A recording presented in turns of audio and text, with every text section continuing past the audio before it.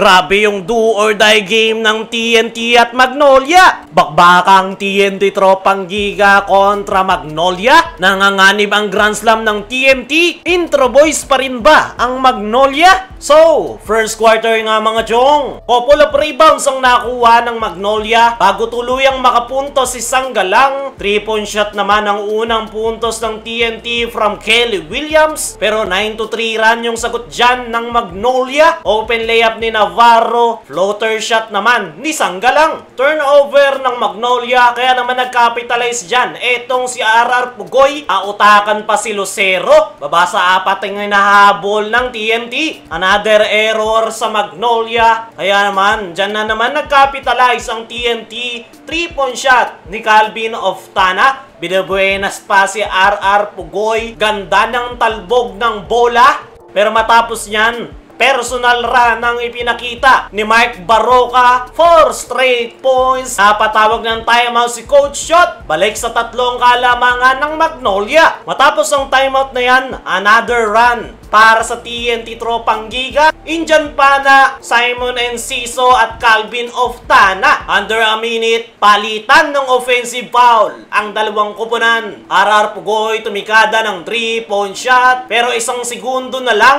nagbaon pa ng buzzer beater alley-oop si Xavier Lucero. Kaya natapos ang first quarter 18-15. 3-point lead para sa TNT. Pagpasok ng second quarter, palitan ng puntos ang dalawang kupunan. Mauna si Calvin Oftana, aggressive to the basket. Nakakuha naman ng leak out pass si Rom De La Rosa. Pero agad na nakabawi dyan ng TNT. Leak out pass rin kay Glenn Cobuntin. Second quarter pa lang, kinakabahan na si Chot Reyes dahil nagpaparamdam yung outside shooting ng Magnolia. Buti na lang nakasagot ng 3 si Jordan Hetting. Kaya naman, balik sa TNT ang kalamangan. 25-23. Matapos ang timeout na yan, catch and shoot ang sagot ni Paul Lee. Pero 7 straight points ang sagot ng TNT.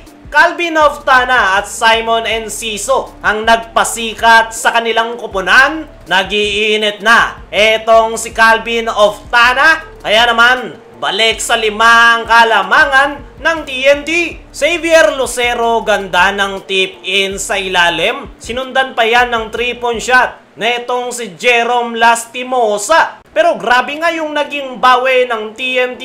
Uunahan ng buzzer beater shot ni Kelly Williams. Nakakita naman ng opening si Poy Eram para sa kanyang one-handed jump. Floater shot naman coming from RR Pugoy. Kaya naman natapos ang first half.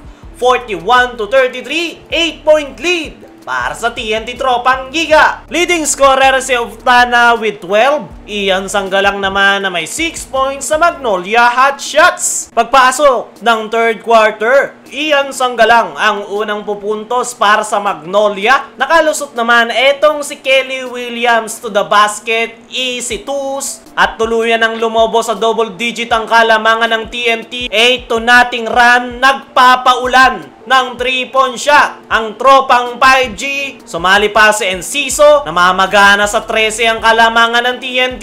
Napapalakpak naman si Coach Chito. Matapos silang makabawi, 6-0 run, tag-isa si Aris Junicio at Xavier Lucero sa 3-point area. Baba na lang sa 6 ang hinahabol ng Magnolia. Ang kaso nga lang, 5-minute mark nang masaktan si Mark Baroka, naapakan si Oftana. Pinalitan siya ni Lastimosa na agad na nakalusot sa depensa ng TNT. Pagkakataon pa sana yung dagdagan ng Magnolia, kaso turnover si Paul Lee. Nag-backfire tuloy yan sa kanila. Big to big pass ng TNT and one play ni Roser. Hindi pa kontento, umulit pa. Kaya naman, balik siya siyam ang kalamangan ng TNT. Matapos ang timeout ng Magnolia, Aris Junicio answering the call sa kanyang 5 straight points. Dahing second, daming nangyari. Please tumakbo ni De La Rosa pero agad yang sinagot ng buzzer beater 3 ni Pugoy. Kaya naman natapos ang third quarter. 63-56. 7-point lead para sa TNT. Pagpasok ng fourth and final quarter, pinadapa ni Xavier Lucero ang kanyang defender. 3-point shot naman ang sagot dyan netong si Calvin Oftana. Pero matapos niyan, 7-3 run yung pinamalas ng Magnolia. Mike Baroka at Xavier Lucero ang bumubuhat sa kanilang kupunan. Pamatay sunog naman yung jumper netong si Glenn Cobontin. Timeout ang Magnolia. 3 na lang ang kalamangan ng TNT. Matapos ang timeout na yan, palitan ng puntos ang dalawang kupunan. RR Pugoy, attack to the basket. Sasagot etong si Mike Baroka. Floater shot, nangingi pa ng foul. Pero grabe yung bugso ng opensa ng TNT. Tip in ni Eram. Ganda naman ng pasa ni Pugoy kay Brandon sa ilalim. Sinubukan pang humabol ng Magnolia. Pero intro boys talaga. TNT ang papasok sa semis.